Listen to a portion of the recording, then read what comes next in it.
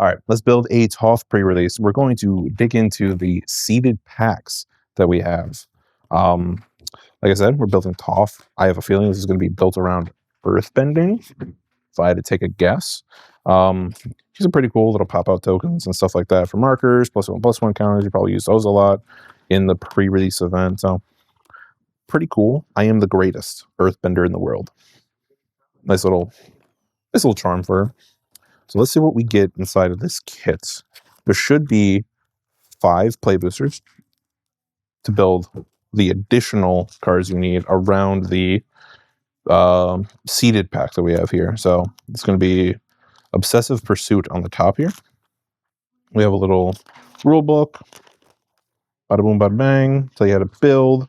Honestly, this is a pretty good rubric. So if you're new to the pre-release era, this will get you close enough, right? Following this number of creatures, spells, lands. It's a good little strategy. Insert, and then we get a spin down die. This is not a D20 spin down die. They are very different. This one spins down in life total, where a D20 is randomized. That is the difference for those that may not be accustomed to that. So what we're going to do is we're going to open the seeded pack first here, just to see what we're working with for the Toph box. So we have Obsessive Pursuit, and when I'm opening packs, I should preface with this, I like to split them up into their color identity. So for black goes there. Green goes there. Here's Toph, enters Earthbend 2. When I'm going through this, 9 times out of 10, I don't read the cards until the very end. Multicolored down, just because the reason that I do this is so that you don't interrupt yourself. And you have enough time to fully build the deck, and splitting it up into piles first gets a lot of the clutter out of the way. Think clearly about the colors you have and look at the stacks that you got. But before we go any further, I want to say a quick thank you to Superscripts Comics and Games for allowing me to open these boxes for their store stock. And if you see anything that you like inside of these boxes that we are opening, be sure to head down to the description, go over to their TCG store, and pick them up from there. But be warned, they won't ship until official release. With that, let's get back to the boxes. So yeah, we're just gonna finish doing what we started. Not reading cards, putting them in piles. And building on from there. And hoping to hit some. I mean, that's just lucky, honestly. That's insane. To pull that inside of this. And this is not guaranteed to hit every single time. I want to preface with this. Hitting Toph inside of the box, you will not hit this Toph. This is not one of the seeded packs. This is a booster. That'll go down there. That's cool. Black, land, token. I was very lucky. That was very lucky. That's going to make this deck building experience great, I do believe. Rhino, bam, multicolored, artifact, slide everything down. Multicolored, red, blue, green, redirect lightning, whites, boom, boom. So just off the bat, and I'm going to talk about this while I sort out the cards. When I go to the next step, I like to start with the biggest pile, right? And in the moment, due to the seeded pack, the biggest pile is going to be green. So we'll look at green, see if there's, multiples of cards wall bussing. Say that's a pretty good card. Multiple colors and stuff like that we can take advantage of. Because copies of duplicates inside of limited is very powerful. It makes your deck far more consistent comparatively to other people. And that's probably another reason why the seeded packs, will point you in that direction, because they're guiding the deck and taking up a large chunk of it. That's not to say that you can build against the deck. We got Secret Tunnel, which is a pretty good rare. You can build against what is... Ooh, that's really good, actually. A rare and a shiny mythic. like I was saying, you can't build against the deck. So if you don't want to build Toph and you don't feel like it's the best deck that you opened out of all of the packs, you can go in a different direction. I do like the fact that it's a stack of monocolored, because now it's not forcing you into like a specific rule pattern. You have green, and you can pair green with any other color. I think that is a more beneficial way to do the seeded pack, in all honesty. So we'll finish up this here.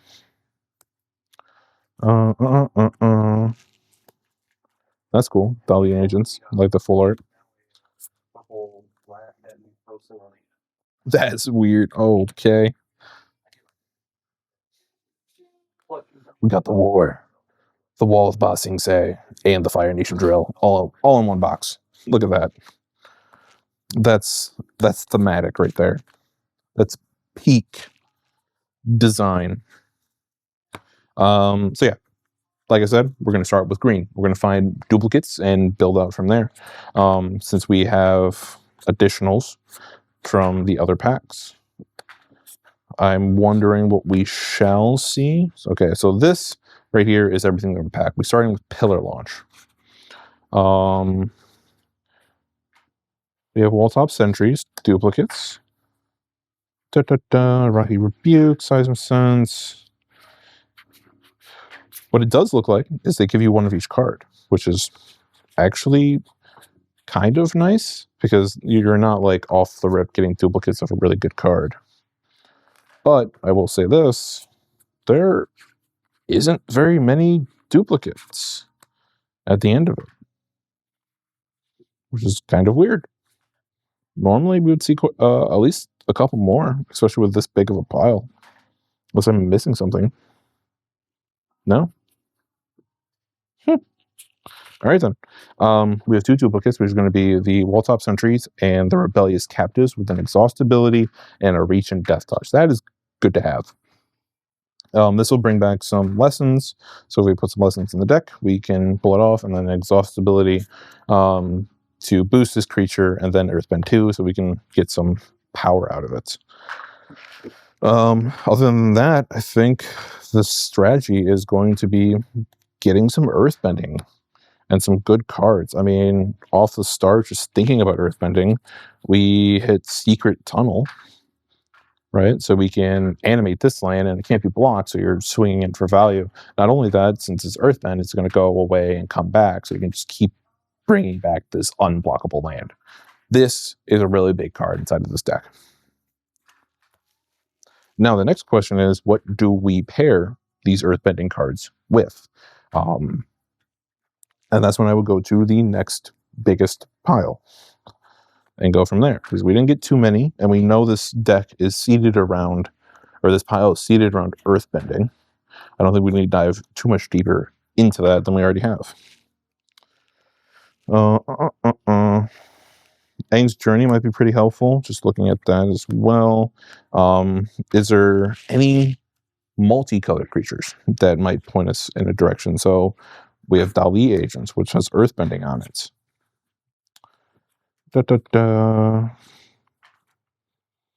We have another Golgari. We have Toph, which is also a pretty big one. We have Earth Ruffians, which is more. And we have this Earth Kingdom Soldier.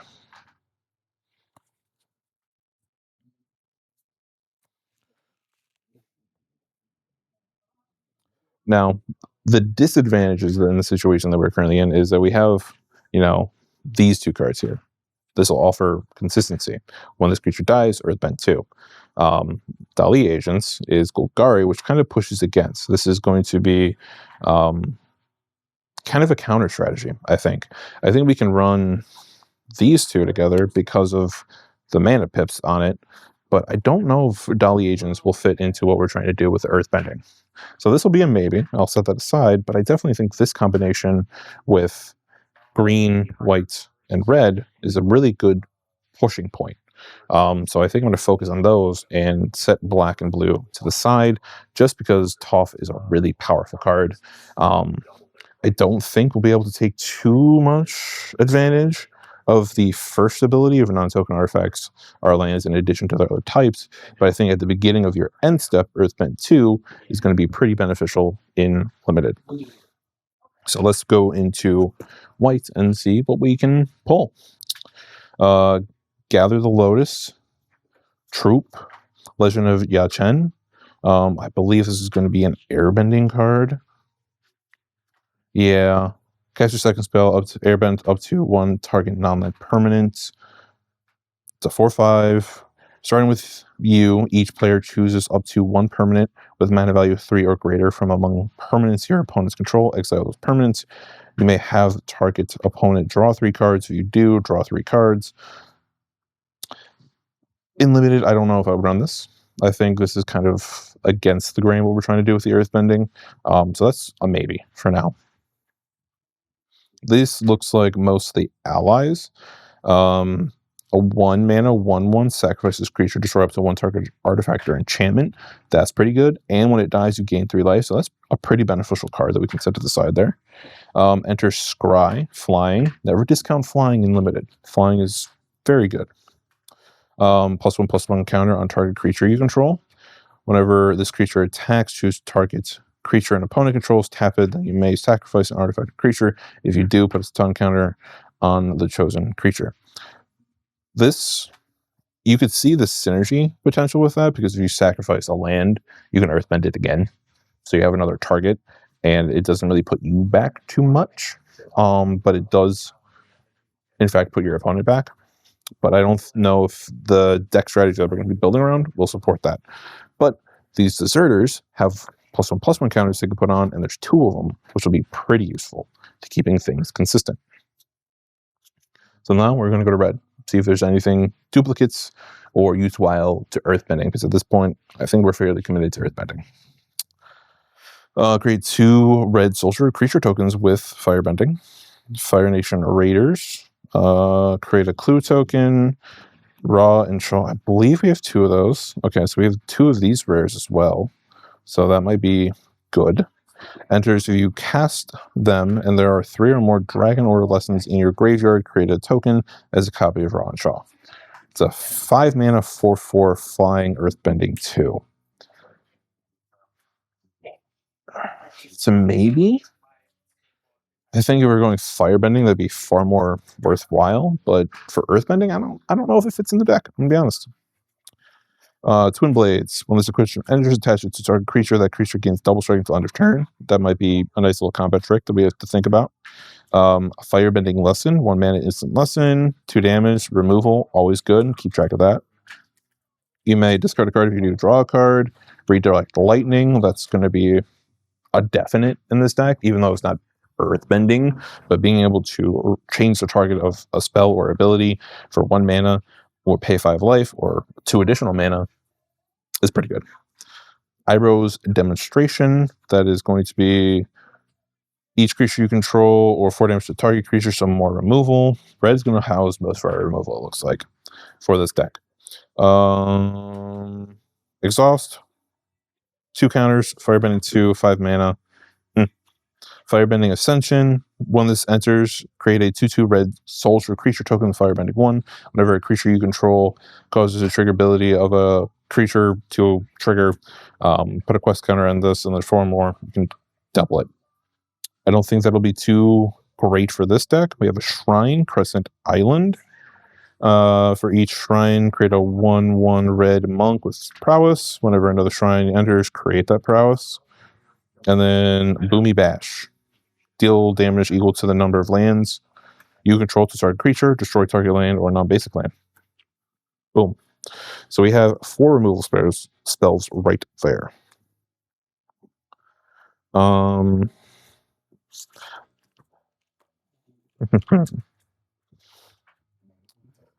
This is out because it's mono black. Wallabon Sing Say, that's a really expensive, but if you can pull that off unlimited, that's really good. That could be like our top end, maybe, if we have space. So that's I'd say that's a maybe. Aang's Journey for our colorless. 2 mana, search your library for basic land. If the spell is kicked, instead search your library for a basic land and a shrine card. reveal those cards, put them into your hand, and then shuffle. Gain 2 life. 2 mana, grab a basic is good because this will give us fixing, especially if we're running 3 colors because of Toph. So that will be a good addition to this non-creature pile that we're doing. So we're looking for that 5 to 8 spells right here, right now. And we're up to 5, so we're at our minimum of other spells. We can go up or down from here, but that's just going to affect the number of creatures we run. Kyoshi's Battle Fan. When this equipment enters, create a 1/1 ally and equip it to it. I don't think this will be super effective for us. Well, yeah, Toph can activate it. I think this is more of a wasted slot inside of this deck.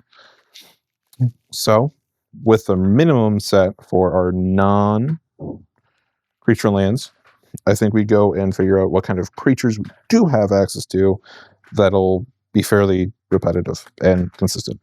So to start off, let's grab our duplicates. So we have Deserters, Ruffians, and let's see. Captives. I'm not too convinced about those, but they are a 2 mana 2/2. So regardless, if you do get to end game, you can put the exhaust counters on it and Earthbend. It'll be worthwhile.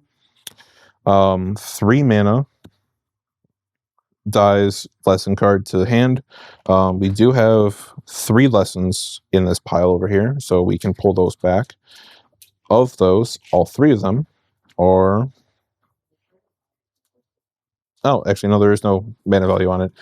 Gain 2 life, and you put a lesson card to your hand, so we can grab Redirect Lightning, Iroh, or Firebending lesson, which is good. Oh, and Aang's Journey. So 4 of our 5 non-creature cards can be returned with wall top sentries, which is fairly good. We want to be able to reuse stuff. Target creature you control deals damage equal to its power to target creature. So that's another removal. So we'll go up to 6. I think that's a very solid number there. And from there, I think we just need to set up our earth-bending creatures. So we will definitely be running this Toph Haru in the deck. So that'll take us up to 2, 4, 6, 9 creatures. How many allies are we running? And do we want to make allies tappable for lands? The other upside to this guy is just the fact that lands can tap for any color, especially in going for 3 mana. So I think he's an auto-include just for fixing. So that'll take us up to 10. We have space for 5 to 8 more creatures. Actually, no, 5 to 7 more creatures because we have 6 over here. Shrine, search your library for X basic lands where X is the number of shrines you control. Put those cards. When another shrine, search your library for a basic land. Put it on the battlefield tapped. So this can just rush out some lands. This is a mana dork. This is another Earthbender, so that'll go inside the deck. We're hitting... Honestly, this spread feels kind of good. We'll sort it out here in a minute, but the spread feels kind of good. Seismic Sense. Look at top X cards where X is the number of lanes you control. You may reveal a creature or land card among them and put it to your hand. So this will just rush out some cards. That's probably useful. I feel like that would be a good 7 to add. On top of that, would a land search be good? They say it's roughly 4 times stronger than the Steam Deck. Badger Mole. 2 SKUs with different lands. Sacrifice a land, search your library for up to 2 basic lands, put them onto the battlefield tapped. So with this, if you earthbend something, then sack that land and you can bring it back, you're not going to be down a land. So there's some added benefits there. So for 3 mana, you can hit 3 lands and really push yourself ahead. 3 lands, quote unquote. We're going to put those in quotes. So I think that is probably a fair addition because it allows us to grab lands for fixing. And we have 8 non-creature cards now, which means we're going to be running lower on creature count. However, a lot of our creatures make more creatures with our lands. So that is an added benefit. And we definitely want to be running 17 lands in this deck. I wouldn't short this deck because we want a surplus of lands that we can hit. That way we're not running out of spells, right? We want to be able to cast things consistently. Honestly, if there's other creatures or other ways to search, I probably would add them in as well. Or creatures to search for lands. Like this is kind of tempting Sabertooth at the top, but we'll see what we're at in terms of creature count here first. So 6, 7, 8, 9, 10, 11, 12. So we're at 12 creatures. Let's see what our spread looks like. Let's organize this up a little bit, shall we? That's that stack. That's that stack. Boom, boom, boom, boom, boom. All right, so this is our non-creature cards. Those were here. Let's now sort these cards into their mana costs. So that's 2 mana. That's 3. This is 3.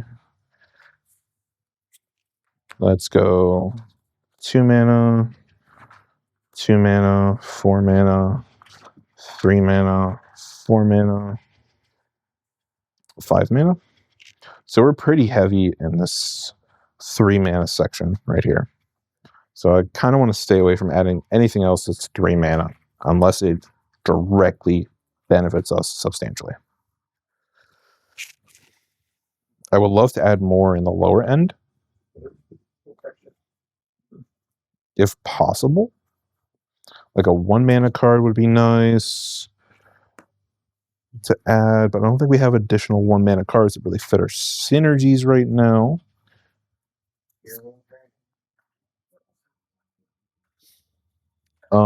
That's 3 mana, 4 mana. Guess we could just add these 2 just for future proofing. So 1, 2, 3, 4, 5, 6, 7, 8, 9, 10, 11, 12, 13, 14. At this point, I feel fairly comfortable adding a top end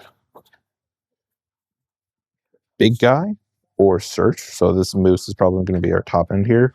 That way we can either play that out later in the game for a 7/7 to do some serious damage on the board, or force cycle it and grab another land and have access to it, because that'll be nice.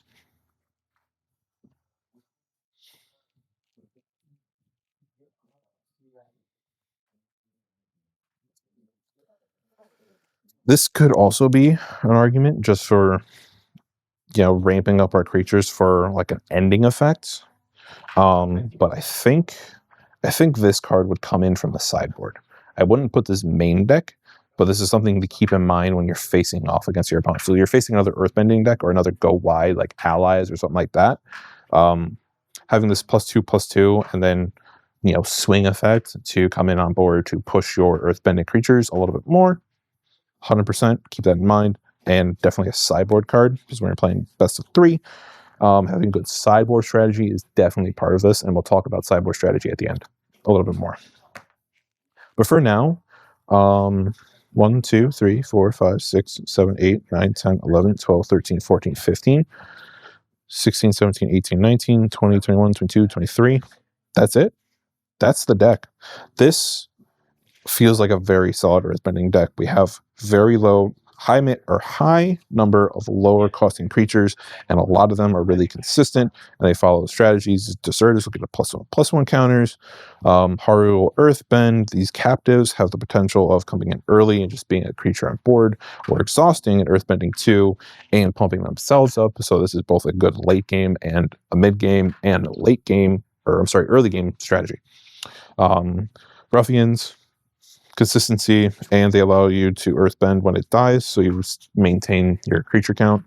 Wall-top Sentries brings lessons back that we're using from the graveyard. Toph Earthbends, its power is equal to the number of +1/+1 counters you control, so it's going to be a big swinging creature inside this deck. Earth Kingdom General, more Earthbending. Whenever you put 1 or more +1/+1 counters on a creature, you gain that much life, so this will be a nice resilience strategy. Toph will be more Earthbending since we're not really accessing the, artifacts portion of this, but the at the beginning of your hand instead of Earthbend 2 is going to be very good. Badgermole, more Earthbending. Creatures you control with +1/+1 counters have trample, so it'd be a nice finishing effect. And then Sabretooth is going to be the high-end bomb, plus, going for another forest, so we can put that onto the battlefield and not run out of mana. So that brings us to the question of what kind of lands are we running? So one of the 17 lands we will be running is Secret Tunnel. That 100% goes inside of this deck. And then I guess Kyoshi Village is the only other fixing land we can run, unfortunately. And from there, you just got to split out into your colors, right? So the sad part of this, we do have a lot of red over here, actually. I take that back. So we have a good amount of red. We're primarily in green. So I would push your, portions of green higher to the green side. Or if you're really not too worried about it, just split it evenly. So you have 15 lands that aren't a part of this. You can go 5 green, 5 red, 5 whites. If you're not too concerned about it, that way it's a theoretical even disposition across your deck. You could also do your pip count. You can count the number of pips for each color and then divide that out and ratio it out that way.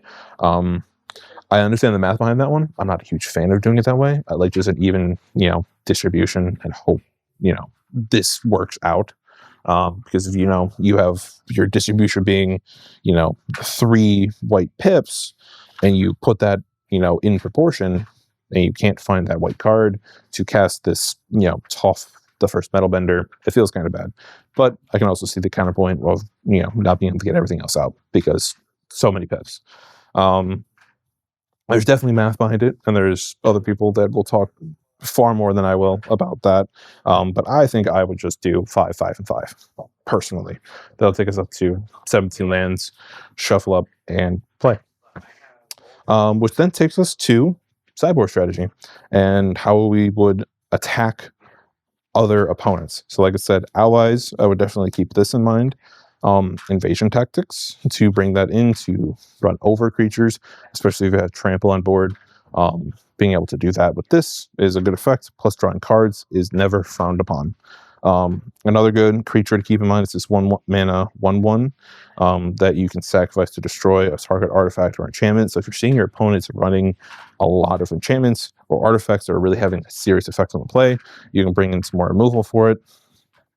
If you're seeing a lot of interaction, your opponent's, burning out your cards with a lot of removal, or they're running over your creatures and you want to be able to block, Pillar Launch will be a nice little combat strategy that you can implement to buff up your creatures, untap it, and block, to push them back, like facing with the Earthbending strategy. Pillar Launch would be a good mirror match ability. Ostrich, I wouldn't consider. Kyoshi Shrines, not too much. If you're hurting for planes and you're noticing that you need more planes, you could swap this out here.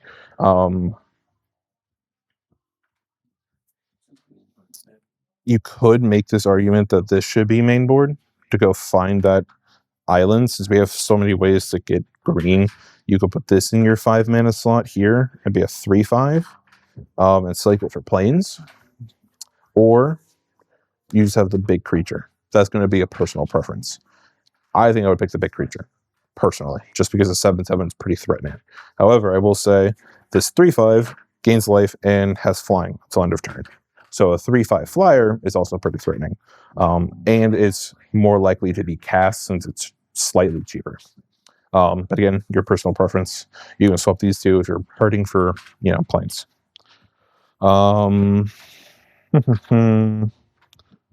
Is there anything else that we discussed that I would put in if you really want to push it? You could go for permanents you have are indestructible and just go really aggressive. 8 mana, though, is a possibility. I won't say that you won't make it. There are definitely limited games that have made it to 8 mana. And for the memes, I would consider it. Just, tacking that on over here, maybe, or dropping something somewhere else that maybe we don't need. But in terms of for, the general limited population. I think I would leave that as a, hey, you know, they're really pushing my buttons. Swap this in. You can make this swap here too. You know, give your things indestructible. That way your land creatures have a little bit more oomph and protection when it comes to being destroyed and stuff like that. From there, we're not running any blue. We're also not running any black, so I wouldn't consider those. In terms of, you know, mono red, we're not doing anything with firebending or activated abilities, so I wouldn't think too much about these. You could make an argument for adding some, or this rhino, not rhino cavalry. Hold on, this guy. The archers, so you can discard a card and draw a card, because card draw is never an argument. So if you're finding your hand is lacking, you can make this swap in for one of your single creatures, or you can make the divide. The Great Divide would be a potential swap, just so you can get that card draw. In terms of multicolored creatures, as long as there's a lesson, this creature can attack. You could make that swap in for a 2/3, mill 2, but I don't know why you want to mill in this deck. Creates an ally token. You could theoretically run this. Put 2+1/+1 counters on it, so you could take advantage of your, you know, multiple creatures and your Earthbending. This could slot here. But honestly, I don't think I would make too many swaps. I think the primary goal here is just keeping in mind what kind of combat tricks you open for your sideboard, what you can implement and take advantage of your potential opponent's weaknesses. So getting that +2/+2, or removing something that's seemingly consistent inside of their deck and slowing them down, or just ultimate final push type cards. And if you're finding you have too much removal where they're trailing behind, you could swap 1 or 2 removals in for card advantage or other combat tricks to push the game even faster. A lot of this is just going to be dependent on how you're feeling inside of the combat trick zone for that. So ultimately, I feel like this is a very solid representation of Toph. We got very lucky to pull Toph, the first Metal Bender, inside of this pre-release kit from the bonus, or not from the seeded pack, but just a regular play booster. So yeah, I think this is a very solid Earthbending deck. And if you want to see more, be sure to hit the subscribe button as we do this for every single release. And on that note, I hope to see you guys in the next one.